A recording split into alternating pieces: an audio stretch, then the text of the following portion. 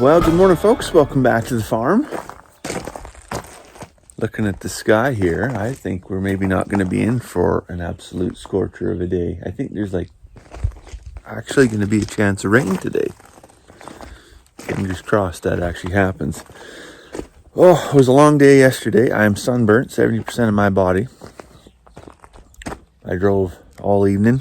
Finally got home late last night from Rocky Mountain House. Today's gonna be another big day just around here.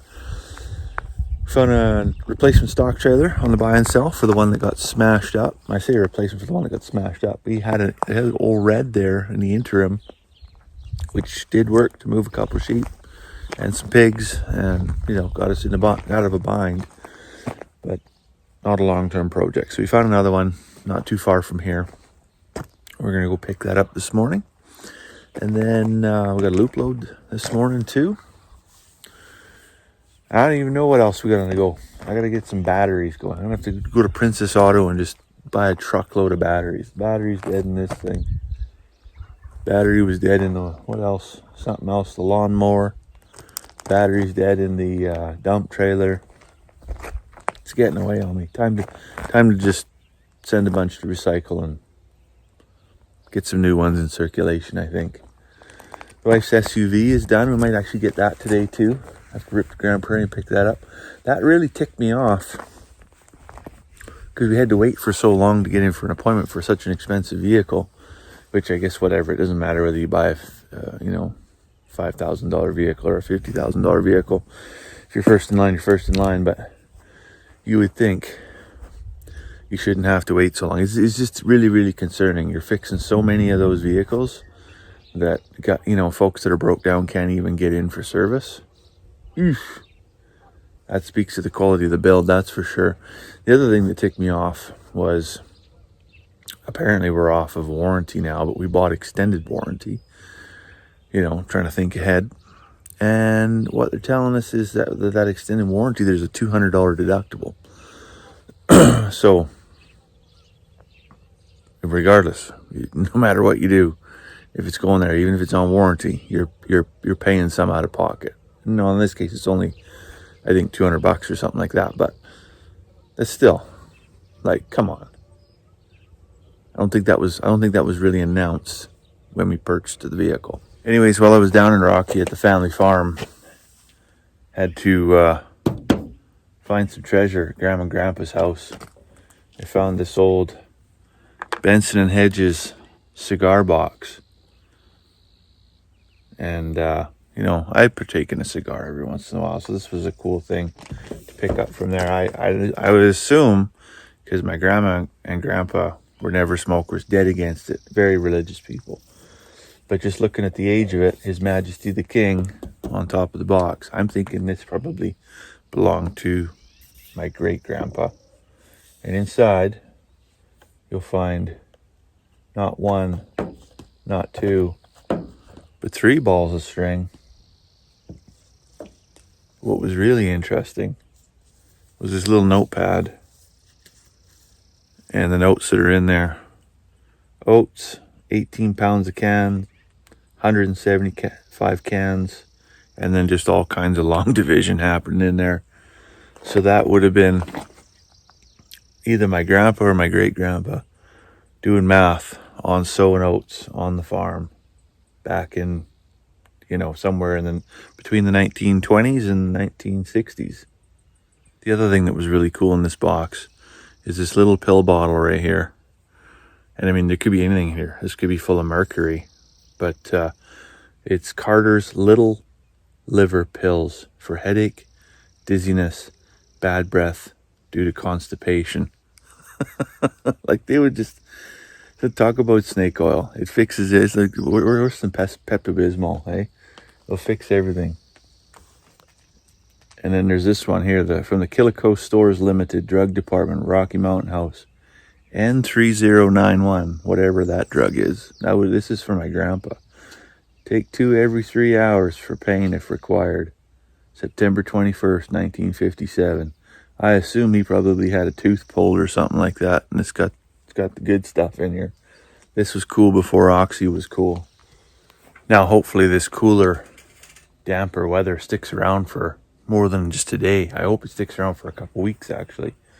There's a big fire burn, and you can't see it, of course, because everything's overcast. But 7 kilometers on the other side of the BC border, there's a Kiskatna River fire.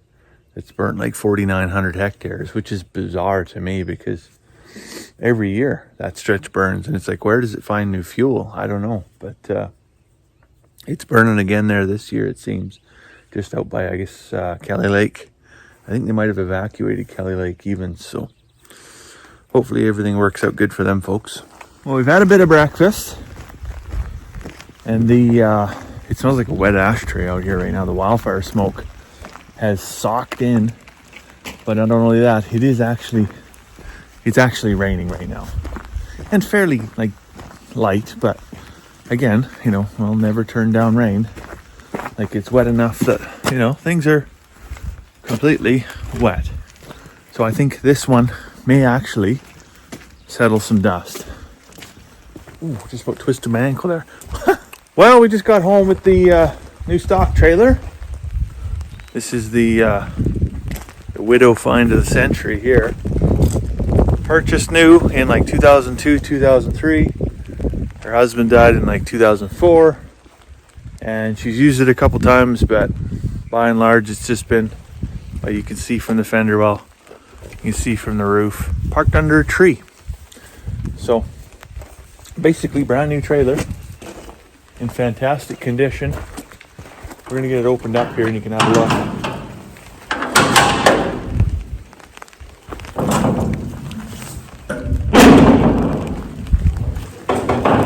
Just gorgeous in here. You gonna hop in, girls? So this is the trailer we were holding out for after the last one got smacked on the Emerson Trail there. So 16 feet, 6.5 feet wide. Where's mine? 7 feet tall. Where's mine? Your umbrella right there. Oh. Center divider, front door, rear slider, and a full swing for under $10,000. And structurally sound. See, some of them trailers that were on the buy and sell that you wouldn't haul air in them. Never mind cows. Something that's a real gem to me when I was looking in my grandparents' house the other day was this Alberta farm guide. So the Alberta government used to make these specifically for beginner farmers or immigrant farmers. You imagine you come over from Europe, maybe you haven't ever farmed before. You're going to come to northern Alberta in Canada and try to grow enough crops to make a living, to survive. And you find out the climate is different, the weather is different, the wildlife is different, the pests are different, the plants are different. How are you ever going to make a go of it? Well, the farm guide told you everything you needed to know. When I say everything, I mean everything. Of course, in a condensed fashion, but it's got climate, soils, crop management, farm management, irrigation, weeds, insects, plant diseases, cereal crops, oilseed crops, forage crops, root crops, special crops, horticulture, livestock management, livestock diseases, insect pests of livestock, beef cattle, dairying, swine, sheep, horses, poultry, animal pest control, beekeeping, fur farm, agricultural engineering, marketing, commodity futures. Like, it's an absolute gem. This is quite literally going to be the new Bible around here, I think. But not only is it that, it came from my grandparents' house and it contains all that information that makes it special. What's in there is 2 photographs so you can see the original homestead and the cow. This is my great grandpa, right? And this would have been basically what they would have been trying to make a living off of. And there's my great grandma and my great grandpa with their old car. That was probably back in the 40s. So what a gem, what a memory to have of them, basically coming over from Sweden and trying to carve a life out of, the untamed wilderness of Alberta. And I think, when I think back to when we first came out here and it was just a field and we struggled with everything. And, I can't even begin to draw comparisons with the struggle that, my ancestors had. But it just gives me a whole nother level of appreciation for, everything they went through. So I was pretty excited last time we took the holiday trailer out. Nothing broke. Nothing broke that I knew of. Coming here today, open this up. It's like Jeffrey Dahmer's apartment in here. Checked all the fuses, checked all the breakers, checked, make sure there's power. There's power at the microwaves, power everywhere else. No power here. Why? Why is that? So I don't know, maybe there's a plug-in. Maybe that fridge plugs in the back somewhere. Maybe it's shooken out, I'm not sure. But there's no lights to it. And the smell is just so, I gotta get a jug of bleach. This is nasty. So I'm gonna let you go for now and I'm gonna manage this. And hopefully your evening smells better than mine.